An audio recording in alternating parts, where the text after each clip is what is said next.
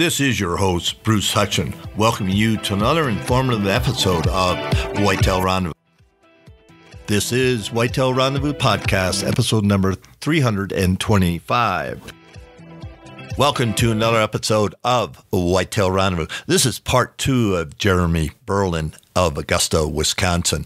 Jeremy took a 192 Vernon County buck there in Wisconsin last fall, and he's sharing how he did it, how he hunts mature bucks on a farm, leased land, not too much hunting pressure, but you have to figure out where Mr. Wonderful's going to be, and you got to get there before him. Stay tuned. It's a great show, folks. It's never too early to think about food plots. Whitetail Rendezvous has an ebook for you. Just simply text 33444 food plot to get your copy. Welcome to another episode of Whitetail Rendezvous. Hey, folks, we're going to go back and catch up with Jeremy Berlin of Augusta, Wisconsin. And if you listened to an episode a few days ago, he took a beautiful 192 buck on private land in Vernon County. And so I've got a lot of follow-up questions for him. So Jeremy said, be happy to get back on the show. So Jeremy, welcome to the show. Thank you for inviting me back. It's a pleasure.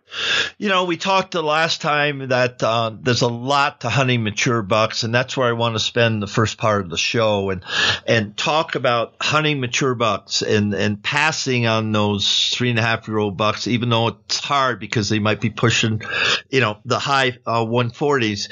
But to put down the kind of bucks that you're seeing on the land down there, it takes something special. So let's talk about what is that something special. Well, you know, there's a lot of factors that come into it. You know, you gotta talk about the land type. You know, it's hilly country. There's a lot of places that they can hide, and you know, it's really ridgy. So them big bucks are hard to get to. And that's one of the reasons why them southern counties are so rich with big whitetails. You know, these big mature bucks set up on these ridges, and they can see everything. You know, they pick out the most pristine spot on your property, the biggest buck. And a lot of times he knows who's coming in, who's going out without you even knowing. But to grow a big deer, you know, like you said, you have to pass up them 3.5-year-olds. I mean, yeah, it's hard passing up a 140-inch buck. I know, you know, 6-7 years ago, I wouldn't even thought about passing up a 140. But the fact is, and this is proof, you know, of QDM, that if you don't pass them, you're not going to have 190, 180-inch bucks. I mean, that's just the gist of it. I mean, you can't shoot what's not there. If there's not 170, 180, 190-inch buck there, you can't shoot him. And the importance of you know, holding deer is another key factor to that as well. I mean, you have to have the right type of stuff for a big mature buck to want to be there. I guess there's no really black and white to harvesting a mature buck. You have to have them. That's number one thing. If you don't have them, you can't shoot them. Yeah, you think about that, and I'm thinking the different farms that I hunt. You know, I'm fortunate to hunt in Buffalo County, and I'm fortunate to hunt a farm. We took a 180 off last year, and you know, bucks we're seeing bigger bucks because guess what? They're there. That's right. Why we're seeing them. And I can remember years and years where we're hunting, there weren't any big bucks. So listeners, you know, write that down. You can't put them on the ground. You can't harvest them. You can't kill them if they're not there. And so, you know, think about that, folks.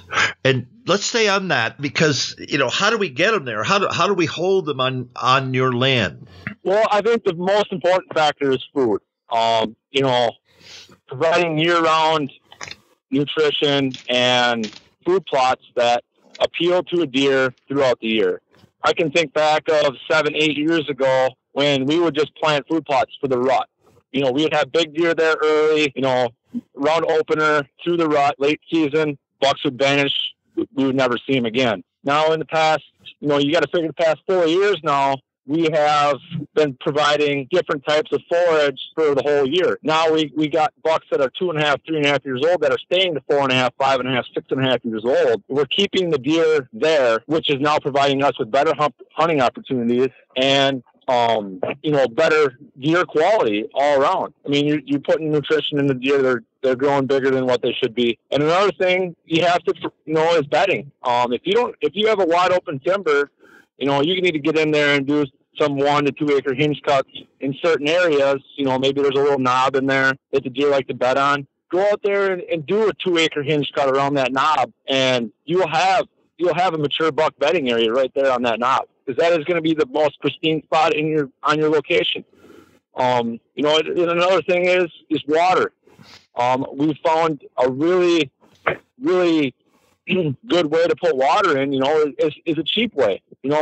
Kiddie pools and tanks, as long as they're accessible to refill them, they harbor deer.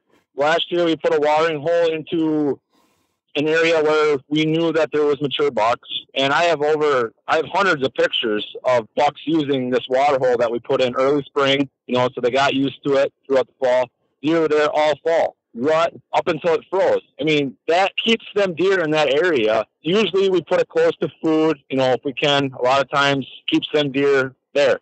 But during your hot months, like your September, August, early October, them deer are going to be in that water a lot. And the more things that you can add to that property to benefit that buck, the more likely he's going to stay on your property, whether you have 10 acres or 500 acres. Thanks for sharing that, because I can remember a couple of places I've hunted that they've gone in with those black feeders, just the black I don't know what they call them. I just call them feeders that they throw feed in, and the cows and the other critters, other animals on the farm just come and drink. And it doesn't take all that much. The biggest thing is how do you replenish it? So how do you replenish your water sources? Well, I have two different ways I do it. On one of my locations, I'm able to get a truck back there. So I have a 250-gallon Goss tote that I fill up with water. I'll back up to it and I'll fill it up. But there's another location that we have. We only can get 2x4-wheeler. So what I did was I got a 55-gallon drum. I went to Menards, made a old spout for it. Sorry, I had a brain fart there. And I strap it. I fill it up with water. I strap it on the 4-wheeler. I back up to the water tank and I just open it up and let it fill. That's enough water. You don't need a lot. 55 gallons is a lot of water. If you have to do that, every couple weeks, it's a lot of work. But at the same time, you want to kill a mature deer, you got to put the work in. Yeah, I'm just thinking, of the ridge, one of the ridges that we have on the farm, and we're starting to do hinge cutting, and we did some, actually timber harvest on it. So, we're going to put some more bedding areas. Our neighbor, he timbered probably 10 years ago. So most of the bucks bed toward the north end of our property along that ridge. I mean, he's just got a jungle there, and it's perfect. I mean, it really is perfect. I was thinking about that, and I was thinking about, okay, where could we put, where we could put some water sources on our end of the ridge. So think about that, folks, because it is important. You need cover, you need water, and you need food. So how many acres do you have in food crops, and tell me about your crop rotation? Well, we have our regular farm fields are on a corn, soybean rotation every other year. That leaves us with about 5 acres along our crop fields to put food plots, which we've, cleared out some other areas and added a little bit more. So we have about 5 acres, which I consider our primary food plot, which that's our destination food plot. Then down in the middle of our property, I have 2 micro plots, as I call kill plots, where mature bucks, like to come up, you get a graze, get a drink of water before they come out to the fields, which usually is after dark.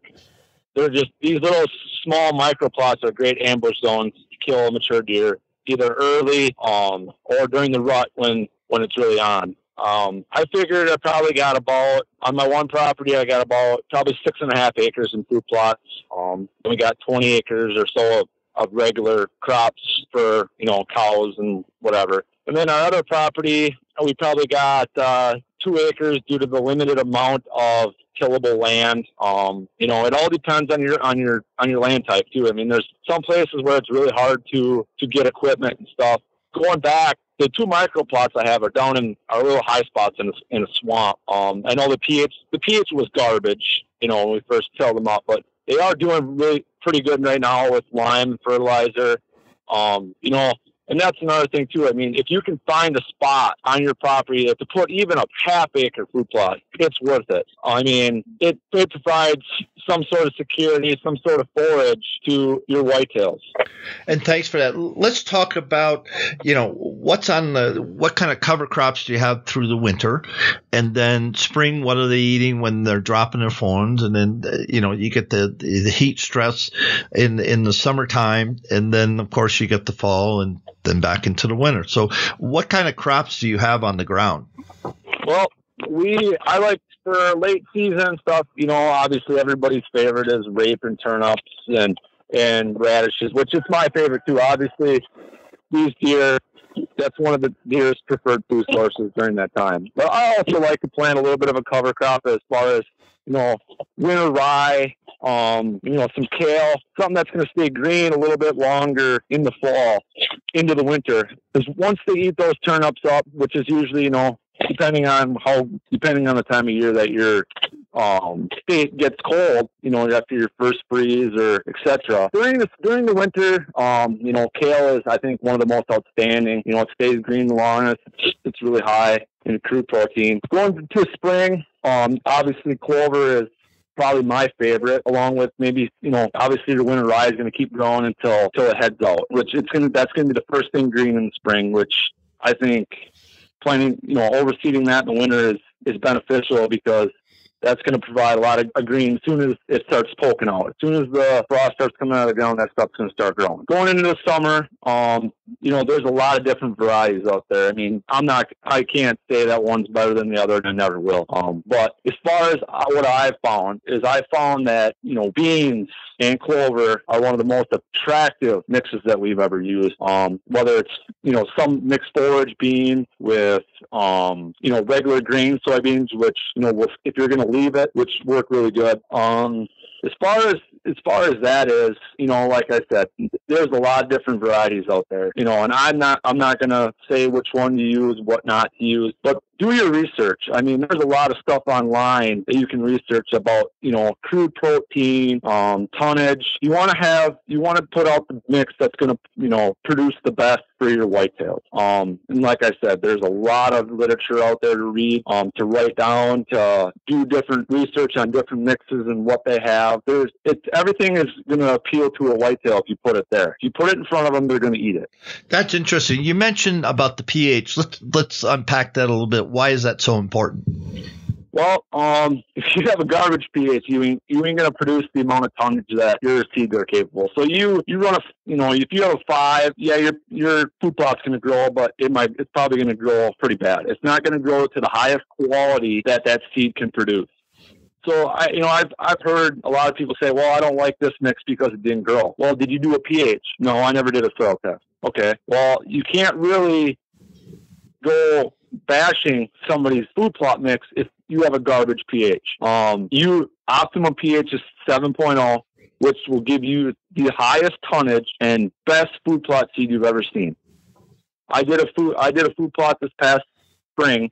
I did a pH, it was 6.5, which I thought was pretty good. I limed it, I fertilized it, and I turned a clover plot, a first-year clover plot, which we all know first-year clover plots usually don't usually turn out that great, just because clover is a 2 or 3, 4 year plot. Well, I mowed it 3 times this summer with a push mower. Now, that's the best clover plot I've ever seen in my life, and that is because I did the pH, I applied the proper lime fertilizer, and now I have a 5-year plot that's going to look absolutely amazing this year on the second year.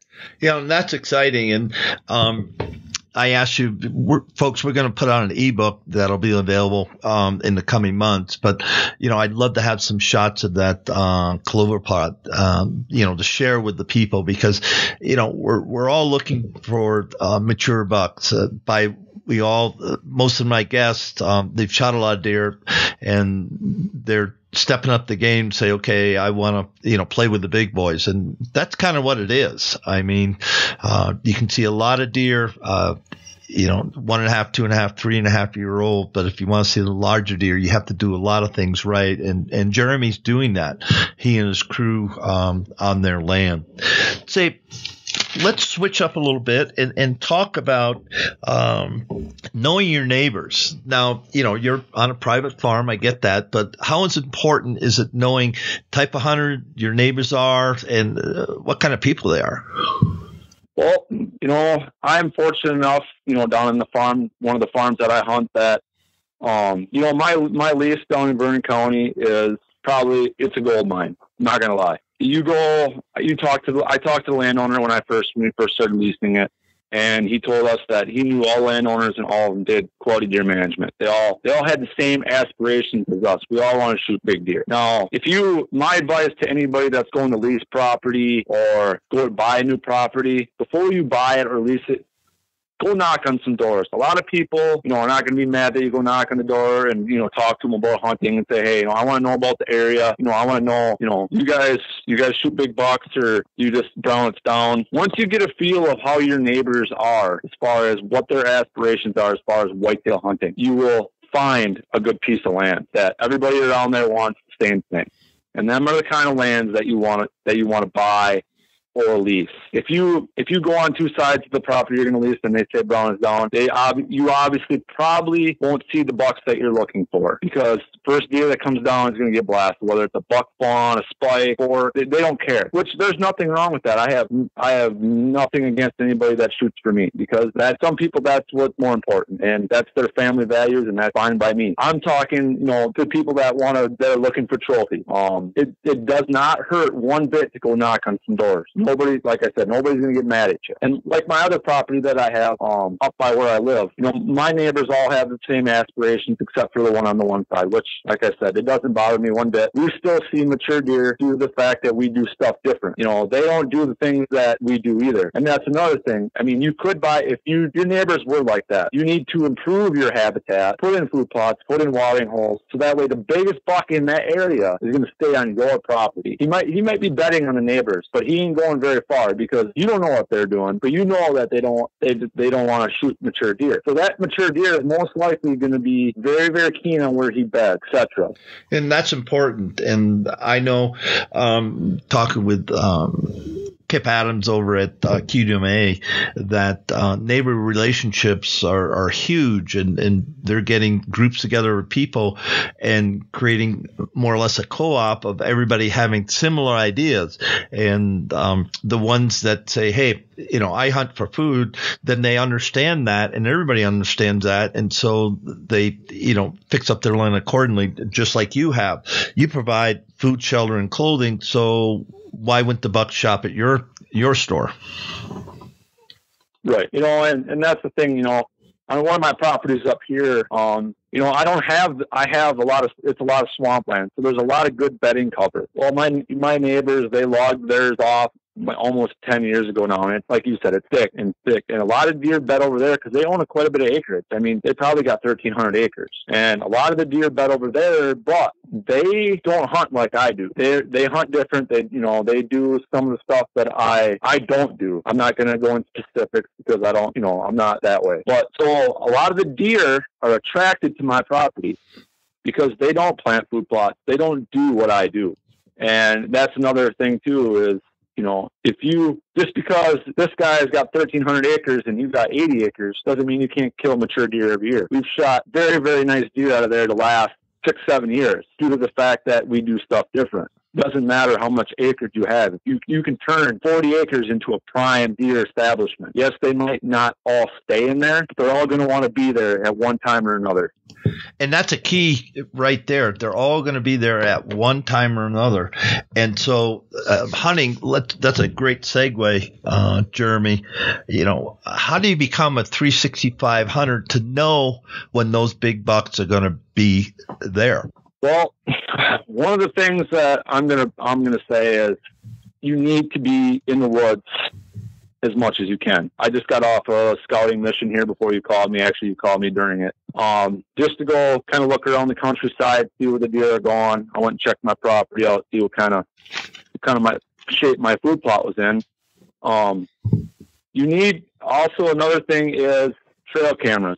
Trail cameras are God's grace when you can't be on that property at all times. We all have jobs. We all have families. We all can't be in the woods every single day. But your trail cameras can be. So your trail cameras provide you key information about when the deer are there and what times, when, etc. You pay close attention to when you see a mature buck. Let's say it's September 21st and you have this giant 12 on camera. It's 2 hours before dark. And you've never seen this deer before, you need to go back to that day, look at the wind, look at the weather, the moon, write all that down. And then if you can replicate those same conditions, you need to be in that tree stand at that time, because more than likely that deer is going to show back up. I've noticed that certain bucks will only go to certain places during certain wind directions. For example, last year we had a big, really nice 8-pointer. We only would get pictures of him on a north wind. We'd only see him on a north wind. He would only come out to that grain field on a north wind. Otherwise, we would never see him. He was coming off of a neighbor's property, but he would only show up with a north wind. You got to if you can write down all those variables, this can help you be in the woods at all times, because you're at home, you're dissecting, you're creating a pattern to kill that deer. It's not, I guess I can't say that it's 100%, but if you can put a pattern together, you have a better shot at killing that deer. And that's, obviously that doesn't count during the rut. We all know that they just start wandering around, etc. But I'm talking early season scouting. And you got to say that during, July, August, every chance that you get, you need to be at that place on an observation stand, either sitting in your truck with a spotting scope, taking inventory of the bucks that are out there. Watch how they enter the food plot, how they exit the food plot, what deer do you want to shoot, your hit list, etc. You got to put all that in perspective and become the hunter that you want to become. Wow, you just said a lot there. Now, for people to say, wait a minute, how do I go back to that date and get the weather report? How do you do that? There's a lot of different websites out there where you can go back and see the past weather. A lot of times I usually just write down the weather every day. Okay, well, hey, the wind was out of the north. The wind was out of the north. It was this temp, etc. A lot of times you're going to see deer movement are during a weather change. You're talking, like, was it raining outside? A cold front moved in. Is it post-frontal conditions? Is it, that kind of stuff. That's what triggers a lot of deer movement. There's a lot of talk about moon. I personally don't. It's not that I don't believe in it. I really do, because I've seen it a lot with muskie fishing. That moon plays a big difference in, muskie eating habits. So I believe that there is some type of lunar activity that spikes deer movement. But I don't want to make it any more complicated than it already is. Killing mature deer is a tough process, and I don't want to make it any more confusing than it already is. There's already too many variables going on, which there's a lot out there that somebody could read if they really think that that's part of it. But a lot of it is weather changes. I've noticed. Obviously, during September, you're going to have a buck that's on a pattern all the time. Feeding pattern, coming out to a grain field, coming out to a food plot. You just got to pay attention to how he enters at what wind direction. Just because the wind's good for you, it doesn't mean it's good for that deer. You might want a north wind, but he ain't going to come out unless there's a south wind. That right there, I think, is one of the things that have helped me, is that just because it's right for you to hunt a stand doesn't necessarily mean that it's right for that deer. Makes sense to me. And listeners, there's a tremendous amount of information on every single aspect that Jeremy just shared. So it's up to us, you and I, to ferret that out and then figure it out because, when you set your stands, you got to have your stands set the correct way. How do you set your stands on your leases? Well, every spot's different. There's some spots where, I gamble. There's certain spots that I will gamble during, like a crosswind or whatever. I know I'm going against all odds, but you have to take risks as well. I mean, you're not going to kill a buck by, being soft all the time, by playing it cautious all the time. If you know he's in the area and you think that you have above a 75% chance of killing him with the wrong wind, you need to go hunt that stand. Everybody says no, you can't hunt it with the wrong wind. The thing is if you take a good scent regimen and you control your scent, you take the right path to your stand, you have the right in and out exit plan, there's no reason why you can't pull that off. And I know a lot of people going to listen to this and be like, oh wow, what's this guy thinking? But you can't kill a big buck if you're not in the right spot.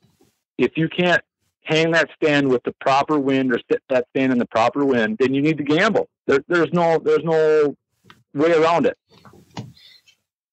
Let's talk about gambling because you know your land really well. You know somebody isn't going to come in and hang a stand someplace that you wouldn't hang it.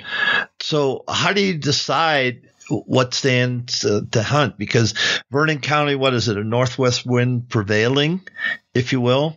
A lot of times it's northwest. I guess I can't really, a lot of north, northwest, southwest. Well, my stands I have stands for every wind direction, but if I have a cold front that just moved in, for example, we'll go back to this 8-pointer, and I got a north wind and I got a stand that's in the wrong direction, and I know that buck's going to come out on that north wind. I'm going to spray down extra good. I'm going to take my time. I'm going to leave early, get in the stand, take my time so I don't get it sweated up. You have a great chance of killing that deer with the wrong wind direction because you know he's going to be there. When I'm talking about taking gambles, we're talking about you got a buck on a pattern. The best time to kill a buck on a pattern is the first day you sit in that stand. So if you're sitting in the same stand all the time or a couple stands all the time, I wouldn't suggest doing what I was talking about. This is more for the guy that's going to say, hey, I think I can kill this buck on a different wind because I know he's going to be out there. I know he's going to come out of this corner somewhere. I think I can get a shot at this deer. I got a 90% chance that he's going to be out there. That's when you got to take your gamble. Because if you don't take that gamble and he comes out, you're going to be kicking yourself. Makes sense to me. How many stands do you have on your leases? How big an area, how many acres are they, and how many stands? Well, there's 300 acres down there.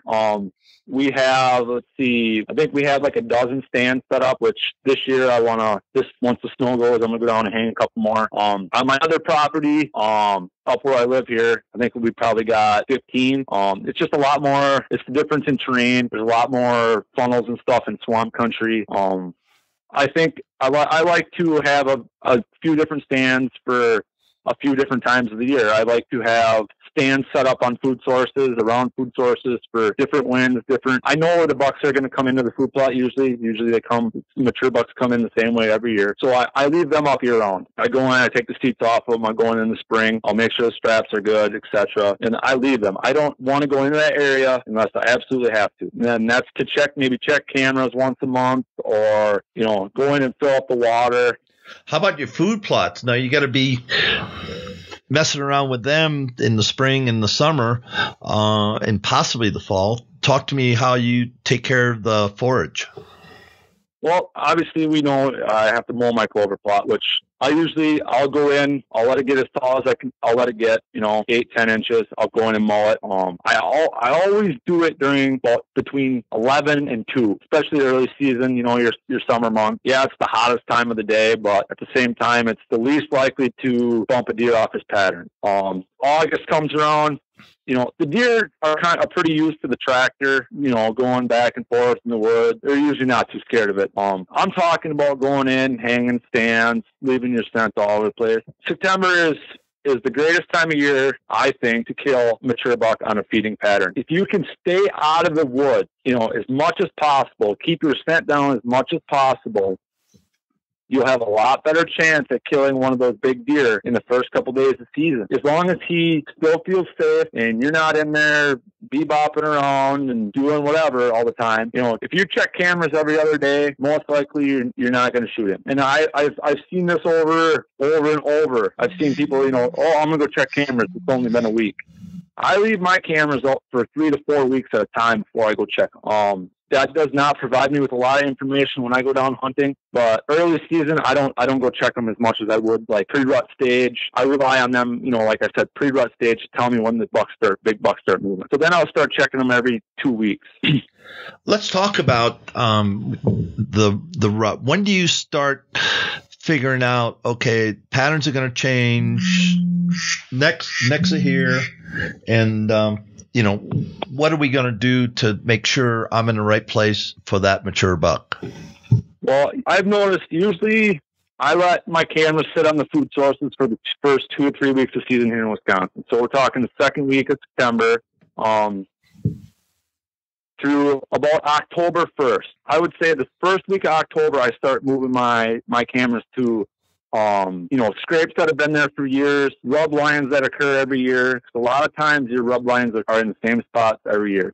You know, mature bucks take them over, other mature bucks take them over, etc. Also, you know, doe bedding zones, you know, trails going in and out, transition zones, little funnels, etc. That's where I want my cameras at by the second week of October, because usually by the third week of October or the fourth week of October, bucks are scraping, they're rubbing. You want to put yourself in those areas, in your cameras in those areas, to tell you when the bucks start moving in the daylight, because we all know that them bucks transition to what they call the October lull, which there is no lull. I mean, as much as people can say there is, it's just a transition between bucks are not coming to the food sources as much. They're in the woods, they're rubbing, they're establishing territories. They shift their diet from greens to mass crops, acorns, nuts, whatever. If you can transition with those deer, you will be able to put yourself in the right position to shoot a mature buck. You can't, if you're not seeing deer on that food plot the second or the first week of October, and that's why a lot of people get stuck in, well, it's October low. No, it's not. I've hunted these properties for years, and I have never ever seen a low, because I keep my properties low pressure, and I transition with the deer. Once the deer switch, I go to the acorn ridge. I put my cameras on scrape, rubs, etc. Where these bucks are going to go. You have to. If you don't transition with the deer, you're not going to kill a mature deer. You know, well said. And how do people get a hold of you, Jeremy, if they want to, you know, touch base? Are you on Facebook, Twitter, or got an email account? You can find me on Facebook, or you can email me if you want. Just make sure you put something in the subject line about, you know, maybe hunting, or want to talk to me about whitetails or whatever. It's JeremyBerlin22@hotmail.com. Yeah, you can just put in Whitetail Rendezvous. That'd work. Yep, that would work too. And thanks for that. And you know, when we think about being a 365-day hunter, a lot of guys and gals are. And how do you work that out with family and work? And, you know, I know it's 2.5 hours from Augusta down to Vernon County. So how does all that work? Well, you know, I work a full-time job just like a lot of people. You know, I work 12 hours, so I get a little bit of time off during the week usually. I have every other weekend off. Usually on the weekends, I spend time with my family. And then the time I have during the weeks I have off, I usually spend scouting, you know, looking through trail camera photos, trying to put patterns together. That kind of stuff I can do when my fiance is not at work, or is at work, and my daughter's at daycare, etc. It gives me some flexibility to do what I want, you know, to do what I love. You know, if you can work out a schedule where you can go do some of that stuff, you know, when your family is working, or, you know, at daycare like I do, you can really find some success in doing some of that stuff outside, moving tree stands in May or April instead of doing it in August. That's going to also help your success as well. It's more time that you can put in the woods, or studying trail camera photos or aerial photos, and bringing stuff to life and bringing it to light will also help you. You know, well said. Now, what does being a 365 hunter mean to you? Well, you know, spend a lot of time in the woods, and that's, I think, what it is for me is, I enjoy being in the woods, and I am lucky enough to have a fiance that loves to hunt. And I hope my daughter grows up to want to hunt. And that to me helps me be a 365-day hunter. If we want to go do something, she wants to go shed hunting. She wants to go walk around in the woods, and while I, go hang a tree stand or whatever. We can all, it's about family time as well to me, is I can enjoy the outdoors with my family, but it also comes down to, you got to focus.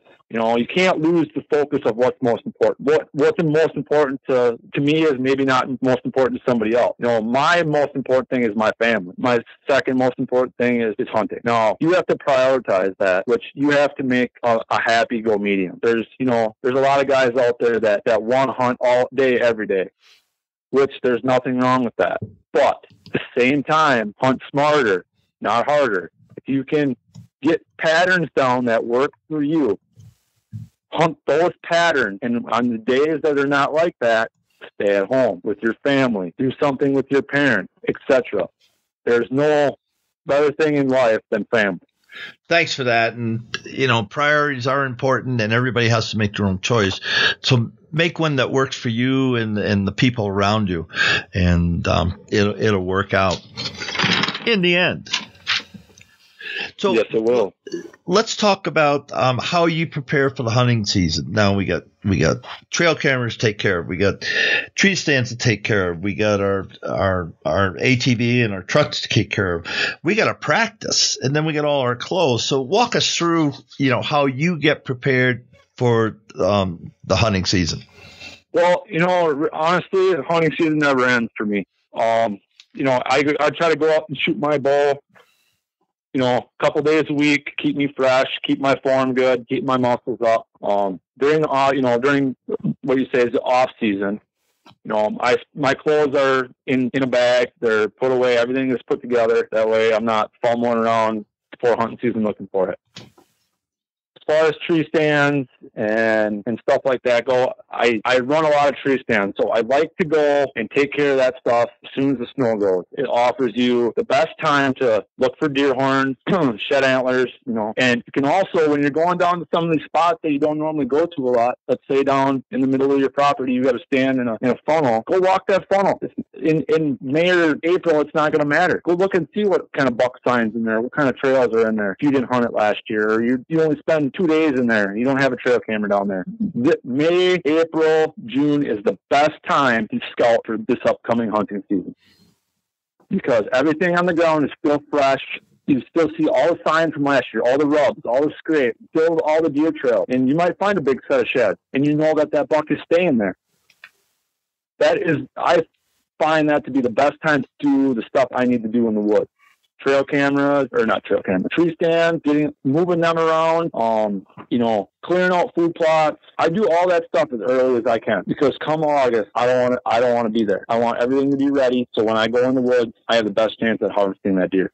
Well said. I'm just thinking May, June, April, May, June. Let's say the snow's out and you can get in there, because one thing, folks, we have to be safe, and so your safety straps and your ladders and hang-ons, whatever you're using, to get up in elevation. Every day you got to. Every season you've got to, check them all out. Let's talk about your scent control.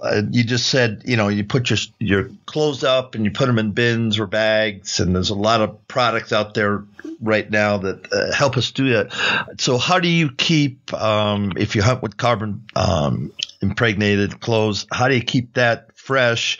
And if you don't, what do you do with your other gear? Well, all my gear goes into either a bin or I have a scent crusher closet that I have now that I find really, really awesome. I put all my clothes in there, I seal it up, and I just leave them. They're all hanging, they're all airing out. They're not getting stinky. Another thing is I wash all my clothes after the hunting season, just to get any foreign odors out, and then I'll wash them again before the hunting season, before I'm going to go out. Just that added, I want them clean, etc. But all my gear goes in the bins. I keep it labeled, what's in there, my boots or whatever. But most of my stuff now goes into like a scent crusher closet because it has a lot of room. I put all my stuff in there, my binoculars, my spotting scopes, everything goes in there just because it's just for storage. I don't have to run it until I just have my clothes in there. Obviously, I don't want to run it with all my optics and stuff like that in there, which you can, but I just don't. As far as like my bow and stuff like that, every year I have my bow gone through, cleaned up, lubed up. I want it in tip-top shape come hunting season. And I usually do this earlier in the year. You're talking June, July. That way, if I have to change strings and cables or whatever, that way I got time to break them in, etc. I always try to do that earlier. I see a lot of guys do that like a couple weeks before season. No, yeah, we're all busy. I understand that. But at the same time, if you're not shooting that bow until that time, you're not focused enough to make that shot. I mean, you have to put the time into practice to make that happen. How long do you shoot every day? I go out every day. Usually I try, like I said, I try to shoot 3-4 times a week. If I only shoot 3 or 4 times a week, I'll go out, I'll shoot, 4 or 5 arrows. If I shoot every day, I go out and I shoot 1 arrow. And every day I'll make it at a different yardage. It takes 10 minutes to go move your target, or if you have multiple targets, because it puts you in the mentality that you have one shot. One shot only. I'll go out and I'll shoot 1 shot. And if I'm not satisfied with that shot, I come back the next day and I shoot again at that same yardage until I get it right. And that works, folks. I know. I hunt with a crossbow, and yeah, I spend a lot of time, and I get myself so I shoot out to 60 yards, and my 30-yard pin is dead on. I mean, there's no travel. So, I 30, 40, 50, 60, but before the season, right before the season, and I just go out, I take 1 bolt, I shoot at 60 yards, and I either hit or miss. Next day I go back 50 yards, 40 yards, and 30 yards. And then I go 30, 40, 50, 60. And I do that 3 times, 3 rotations. And that has put me, so I'm really comfortable out to that yardage. And, my 2 cents is you got to be comfortable. You can't think it's 60 yards, anchor, breathe, release. Your thoughts? That I agree with that 100%. But I also agree that the further you can shoot to your ability, you can practice at 80 yards. Your 20, your 30, your 40, your 50, your 60-yard shots become chip shots. Them become easy. Them become second nature because you're shooting at further yardages. I'm a firm believer in that. When I started hunting, I wouldn't shoot anything over 30 because I wasn't comfortable. But now I am more than comfortable taking a 60 to 65 yard shot at a deer in the right condition.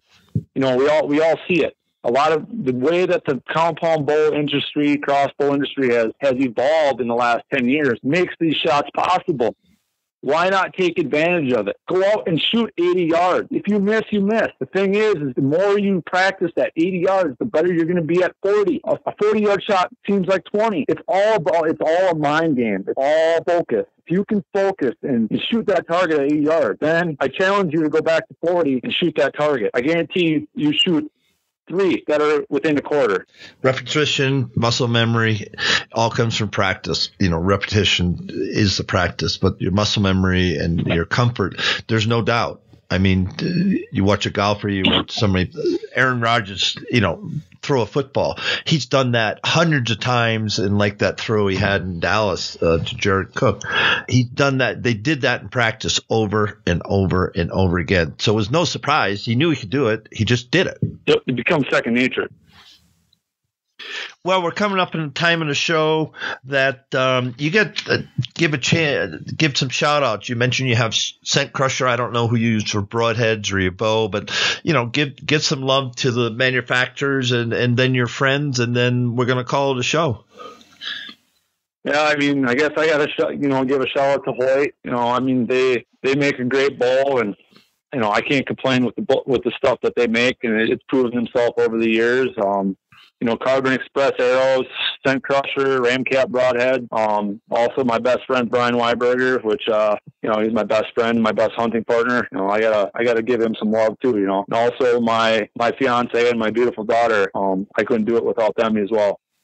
Well, Jeremy Berlin, it's again a pleasure, and we got to. This is the end of part 3, folks, and I'll put in the changeover for the end of part 2 because we did about an hour show here. So, on behalf of the thousands of listeners across North America for Whitetail Rendezvous, Jeremy, thank you so much, and I can't wait to have you on the show again, and we'll drill down into some of the areas and how you what side of the tree you make your set and those type of specific details. So, sir, thank you so much for your time today. Thank you. On the next episode of Whitetail Rendezvous, we have Brian Ritchie. Brian and his family are the founders of Moon Stands.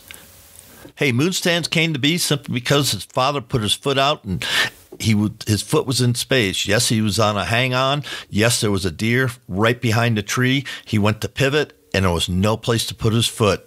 Then came in the engineering and manufacturing, and today we have Moon Stands. Stay tuned. You're going to learn a lot about moon stands and how to hunt 360 degrees on your tree stand. Thanks for joining us. Be sure to tune in tomorrow for another episode of Whitetail Rendezvous, where you can listen and learn from the experts so you can be more successful on your next hunt. Until next time, listen, learn, and succeed.